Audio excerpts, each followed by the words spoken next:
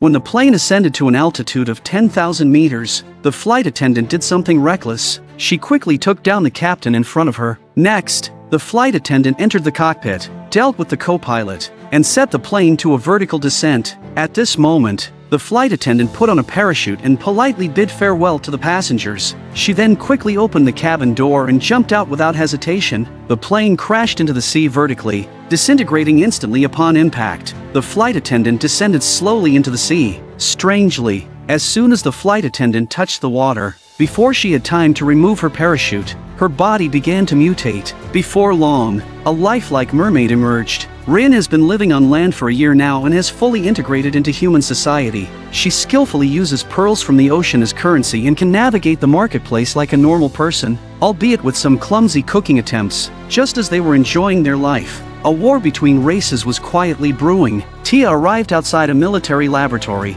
deliberately bumping into a soldier to smoothly acquire an access card, and walked in confidently. Inside the laboratory, Tia looked around as if searching for something. She entered a room and stared at an empty bathtub. Clearly, what Tia was looking for was gone. Tia then appeared in Helen's shop. Rin instantly recognizes that the woman in front of her is a mermaid, but she's from a different tribe. Tia stated her purpose directly. She was once the leader of another mermaid tribe. Tia was injured by a sea monster in a battle and was later captured by the human military. She was imprisoned and studied for 10 years. During the years of torture, the intelligent Tia learned a lot about human knowledge. By chance, Tia learned that the military had captured another mermaid. After escaping from the laboratory, Tia's first mission was to find Rin. She took Rin to the seaside and condemned humanity's relentless exploitation of Earth's resources and their reckless pollution of the marine environment. She even mentioned that some countries plan to dump nuclear waste into the ocean. The living environment for marine creatures was drastically shrinking. To protect their remaining home, Tia wanted to unite all the mermaid tribes to launch a counterattack against humans. Rin did not immediately agree to Tia's alliance request, but she also did not reject her. After returning,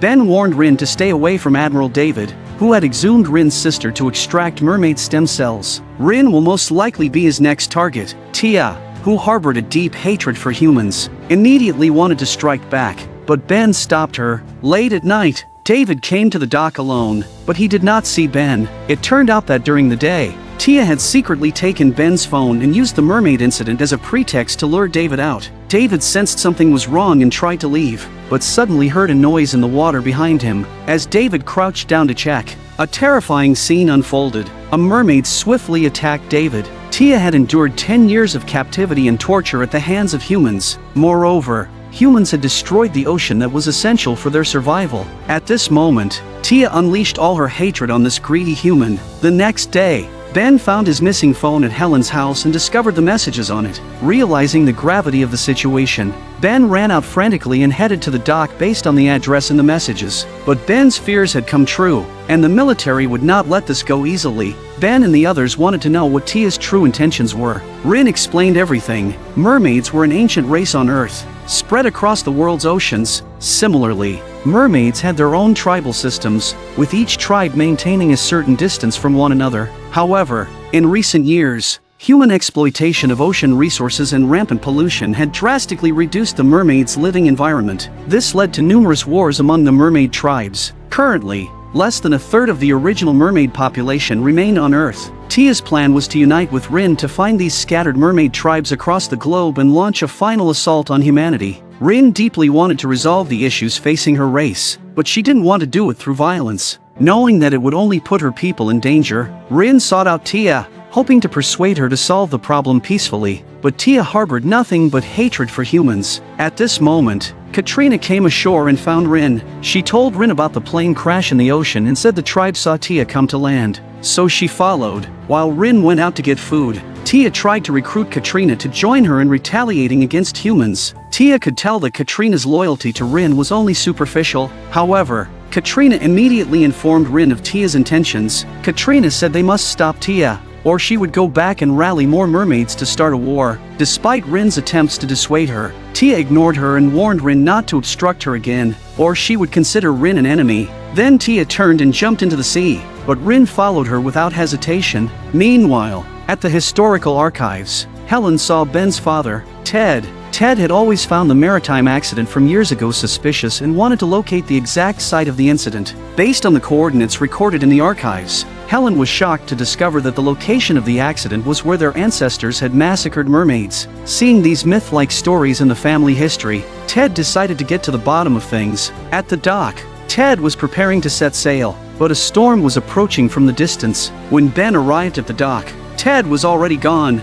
Ben immediately contacted his friend Xander for help. In a certain spot in the Mariana Trench, two mermaids from different tribes were fighting fiercely. Clearly, one of the mermaids was being overpowered. Unable to fight back, she broke off a wooden stick and struck her opponent, then quickly created some distance. But Tia still caught up with Rin. At this point, the severely injured Rin had lost her ability to fight. Suddenly, many mermaids appeared around them. It turned out they were all members of Rin's tribe. Knowing she was outnumbered, Tia could only leave reluctantly. Living with humans for so long had greatly reduced Rin's combat abilities in the sea, and her body's self-healing ability was not what it used to be. But Rin had to become strong again because a new war was looming. Helen told Rin that she saw the spirit form of Sarge in the sea, and Sarge had only made one gesture to her. This gesture signified that war was imminent, and Rin had to prepare for battle. Rin instructed Eliza to stay and help her heal. Cammy and Hunter accompanied her on land to practice fighting. Katrina and the other mermaids remained in the sea to closely monitor Tia's movements. Tia was sure to unite other mermaid tribes to start trouble.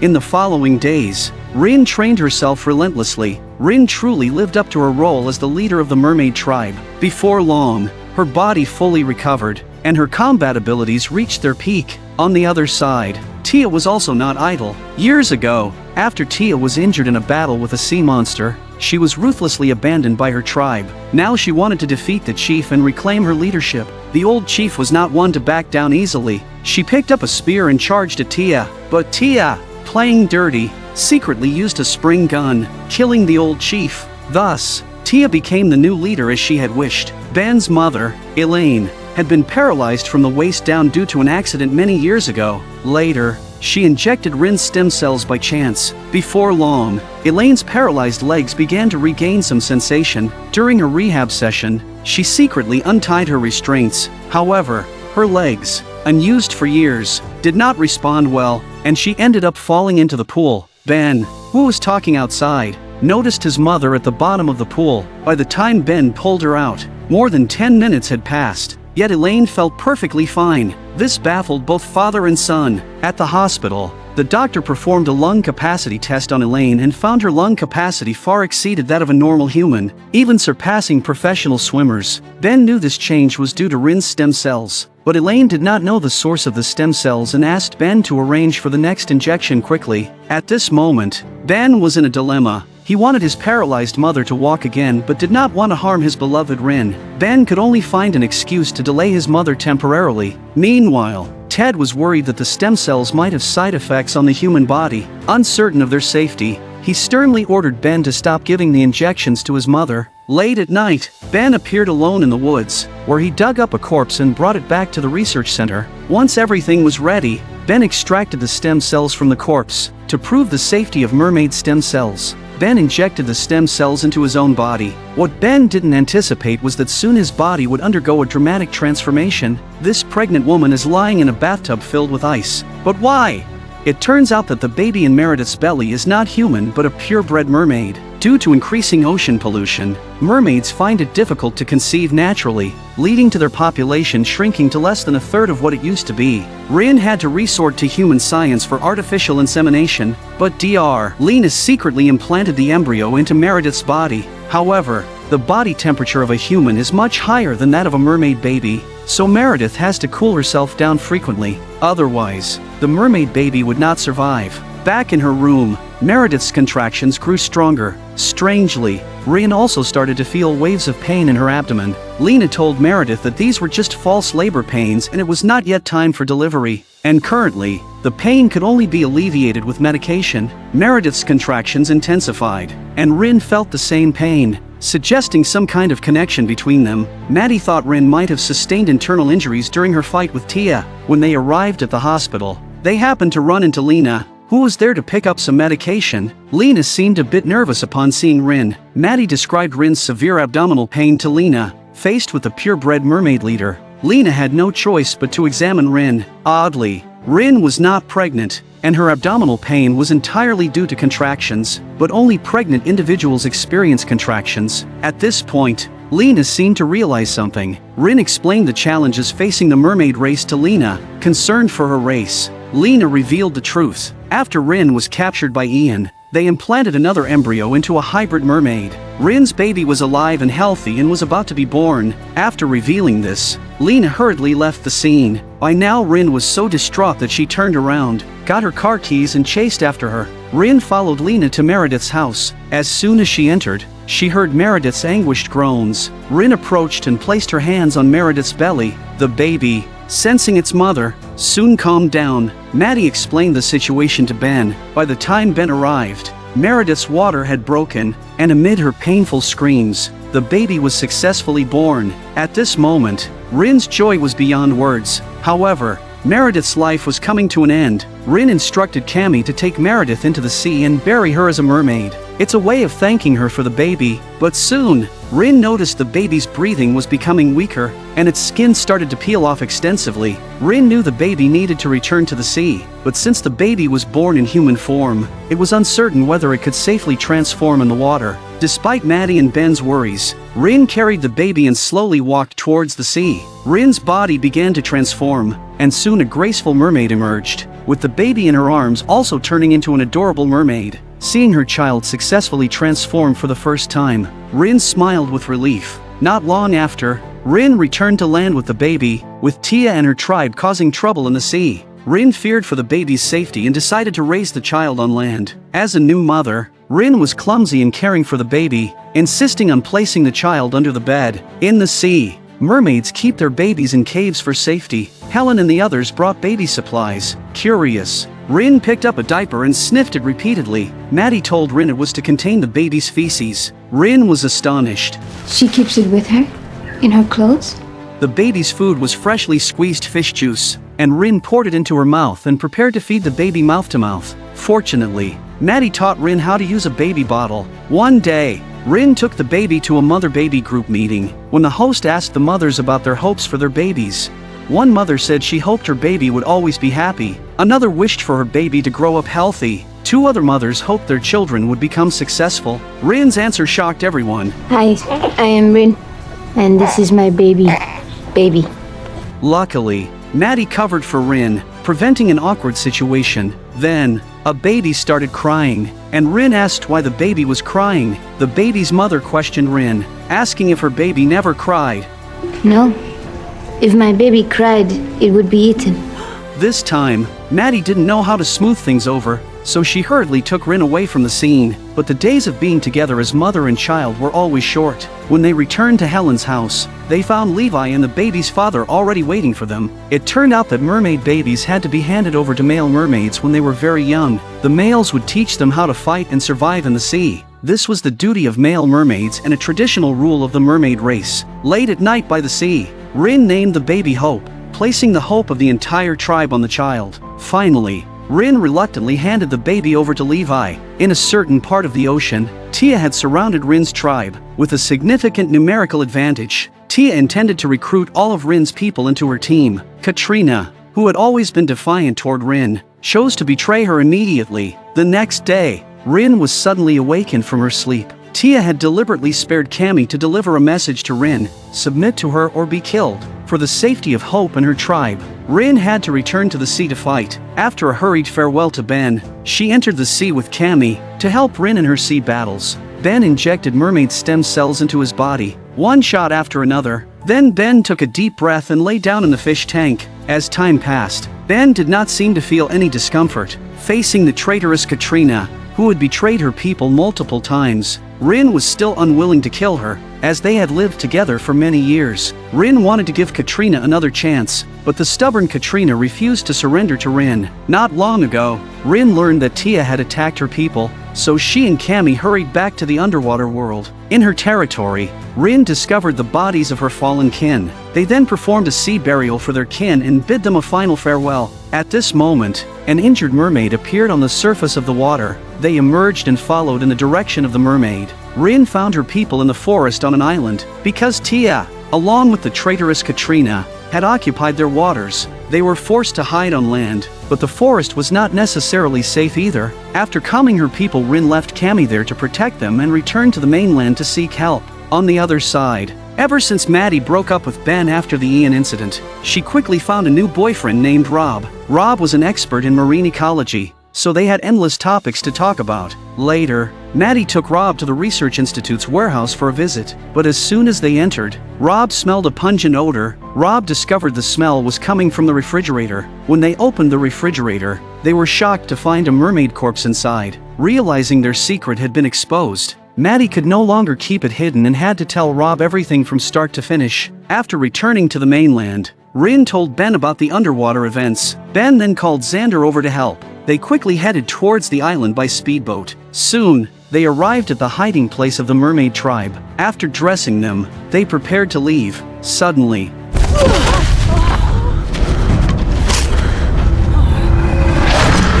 it was the traitor Katrina and her followers who had found this place. While they were dressing, Ben devised a battle plan. He had Xander take the injured mermaids and wait for the right moment to escape back to the boat. He, along with Rin and Hunter, would distract Katrina and her group. Very soon, Rin took down an enemy in the forest. Meanwhile, Ben encountered a formidable opponent and was forced to retreat. At the critical moment, the mermaid stem cells in Ben's body activated, and the enemy fell under Ben's spear. Elsewhere, Rin and Hunter found Katrina. When questioned by Rin, Katrina showed no remorse. They quickly started fighting, and the ruthless Katrina killed Hunter. An enraged Rin picked up a weapon from the ground again.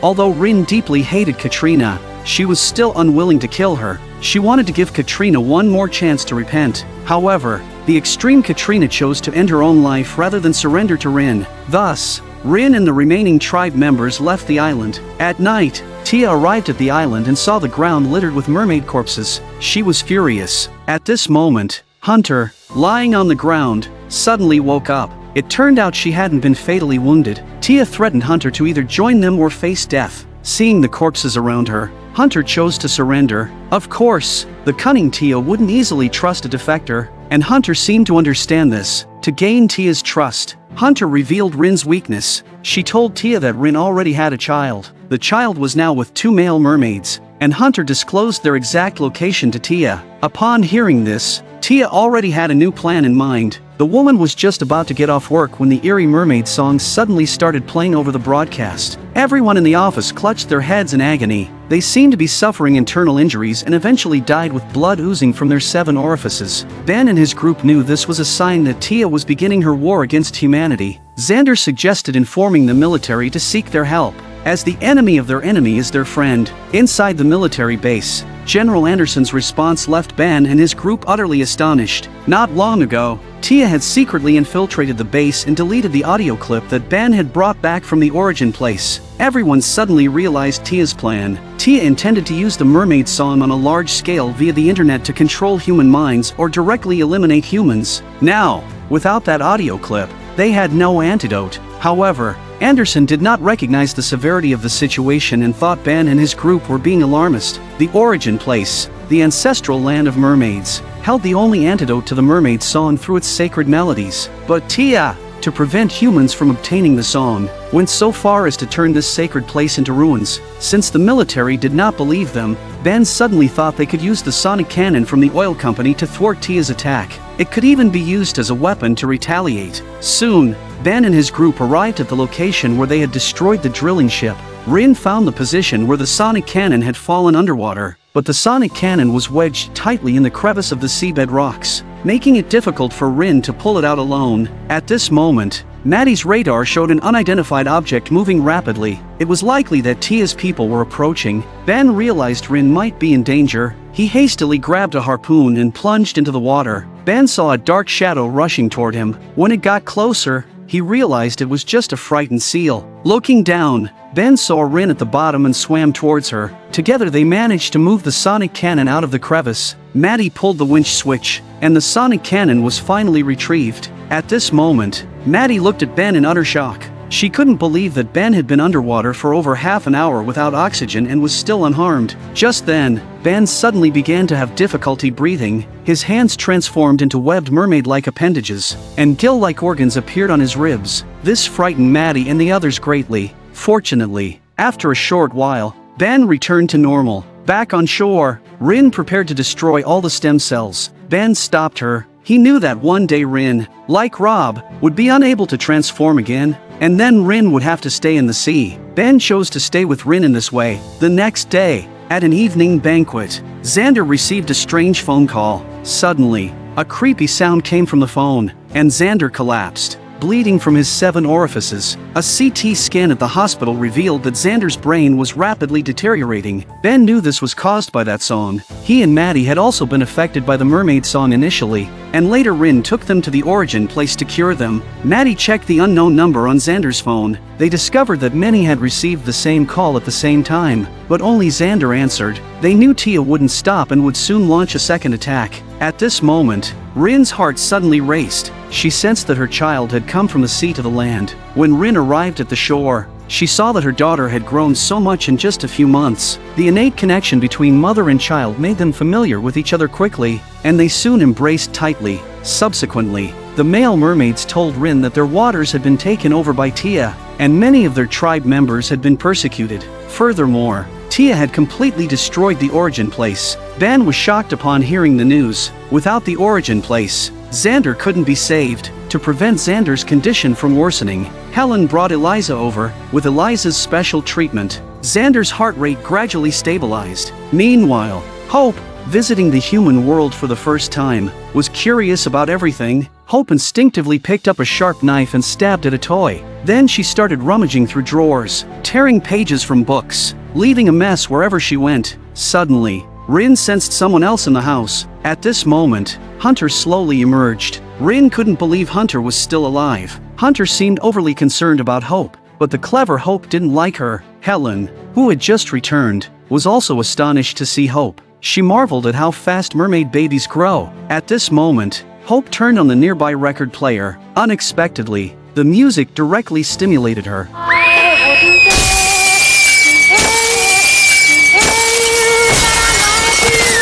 Hope's voice power was far stronger than her mother's. For safety, they quickly took Hope away from the area. Meanwhile, at the regional call center, Tia barged in and took down the staff. She uploaded the Mermaid song to the network of the designated area. As Tia pressed the send button, everyone received a mysterious call simultaneously.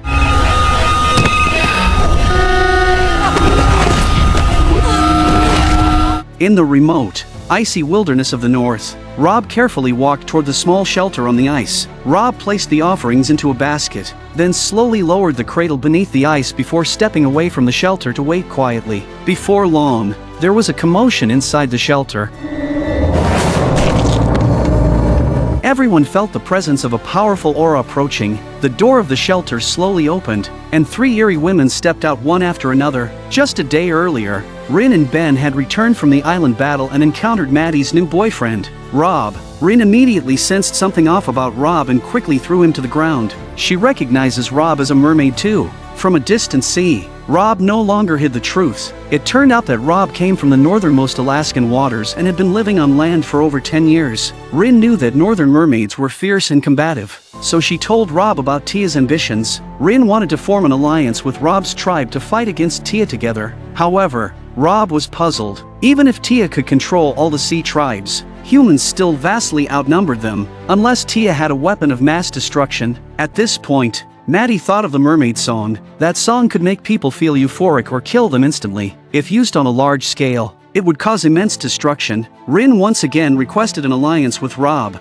Thus, Rob led Rin and the others to the icy wilderness. Meanwhile, Tia wasn't idle either. She sent a large number of mermaids north to strengthen her forces. When the time was right, she would declare war on humanity. Soon, Rin and her group arrived at Rob's tribe's territory. Ben wanted to break through the ice to let Rob return to the sea to transform, but due to the numerous times Rob had transitioned between ocean and land, he could no longer revert to his mermaid form. Rin began to worry silently. Rob, carrying the offerings, approached the small shelter. After placing the offerings into the sea, he waited quietly. Before long, 3 eerie women emerged from the shelter one by one. Leading them was Yura, the chief of Rob's tribe. As soon as the two leaders met, they clashed. Fortunately, Rin controlled her emotions. She told Yura about Tia's ambitions and requested an alliance with Yura's tribe to fight against Tia together. Yura immediately refused Rin, explaining that their tribe also faced an existential threat. It turned out that Yura's people were different from other mermaid tribes. They were all born female and could only reproduce by transforming into males in the tribe's transformation pool. However, the transformation pool had been polluted by humans and could no longer function. After Maddie conducted tests, she found a large number of plastic microbads in the pool. These plastic wastes released BPA, which was hindering their transformation. At this moment, Ben made a deal with Yura. He promised to restore the transformation pool's functionality, but Yura had to agree to help Rin fight against Tia. If the tribe lost the ability to reproduce, it would be equivalent to extinction, so Yura agreed to Ben's terms. Ben and Rob, both experienced in marine work, quickly devised a plan. They thought of using harmless vegetable oil to absorb the plastic particles in the water and mixing magnetite with the oil to draw out the absorbed particles. This method could effectively clean the pollutants. Once everything was ready, they poured all the materials into the transformation pool. Tribe members painted mysterious symbols on Yura's face. Yura then removed her coat and slowly entered the transformation pool, submerging herself completely. Then came the quiet wait. Before long, a male mermaid emerged from the pool, having successfully transformed. Yura honored his promise. Ben had helped restore the functionality of the transformation pool, and Yura agreed to lead his tribe to help Rin fight against Tia. The woman suddenly received a mysterious phone call. At the same time, many others received the same call. Strangely, everyone who answered the call bled from their 7 orifices and died instantly. Meanwhile, a mysterious letter was being delivered to the newsroom office. When the editor opened the envelope, he found a USB drive. The contents of the USB drive were terrifying. Tia openly challenged humanity and condemned it for destroying the ecology of the planet. And the sonic attack just now was just a small beginning. At this moment, the town's hospital was in chaos, with many injured civilians being brought in. Helen came in a panic, revealing that they had all been deceived by Hunter. Hunter had taken Hope away while Rin was absent. The military also found Rin, hoping she could help locate Tia's hideout so they could launch a decisive strike. Tia, looking at Hope, explained everything to her. Tia had once been a mother. Years ago, she was captured by humans while pregnant, and her child was about to be born. However, relentless human experiments caused her to miscarry, combined with human activities that devastated the ocean. Tia harbored a deep hatred for humanity. She aimed to overthrow human dominance on Earth, but the brave Hope was not sympathetic. She expressed her displeasure by kicking Tia. At the command center, the military pinpointed the general area where Tia might be hiding. However, conducting a house-to-house search would waste time and risk alerting Tia. They needed a quicker, more precise method to locate Tia. Ben told General Anderson that Mermaid's body temperature consistently remains at 23 degrees Celsius, and using thermal imaging would accurately track Tia's location. Before long, they located Tia's hideout. After soldiers broke down the door, Rin rushed in, but inside, they found Hunter tied up on the ground. It was clear that Tia had betrayed her. Tia asked Hunter to give Rin a message that if Rin wanted to save Hope, he had to go back to the sea to find her. Rin knew this was a trap set by Tia, but for her daughter's safety, she couldn't afford to worry about that now. Meanwhile, at the hospital, Rob brought back a recording of the song from their tribe's origin place. To their delight, Xander miraculously recovered after listening to the song. They began mass-producing and playing the audio, with Tia's Mermaid song threat neutralized. The ultimate battle between Rin and Tia was imminent. Rin's tribe was already prepared for battle. They were willing to fight for their leader, even if it meant perishing in the depths of the sea. On the surface, directly below Rin's feet was Tia's hiding place. She could clearly feel Hope's heartbeat. Facing the unknown dangers of the deep sea, Rin urged Ben to leave immediately, but Ben couldn't let Rin face the formidable enemy alone. He was already prepared. With such a disparity in strength between the two sides, how would Rin lead her tribe to break through the encirclement?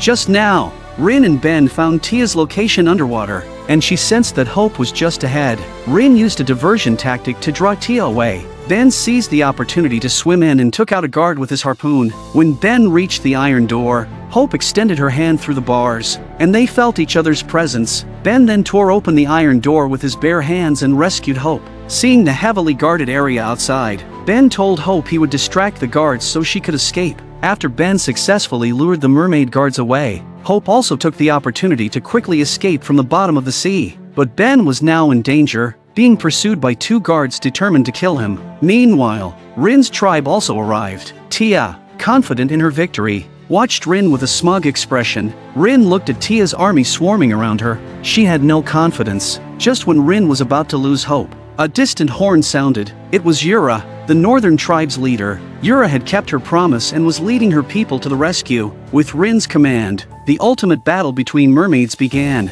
The underwater world now resembled a battlefield from hell. With bodies strewn everywhere and mermaids falling one after another, the sea was stained red with blood. Faced with Tia's actions, Rin was enraged beyond measure. This war was ultimately a confrontation between her and Tia. In her fury, Rin drove her spear deep into Tia's chest.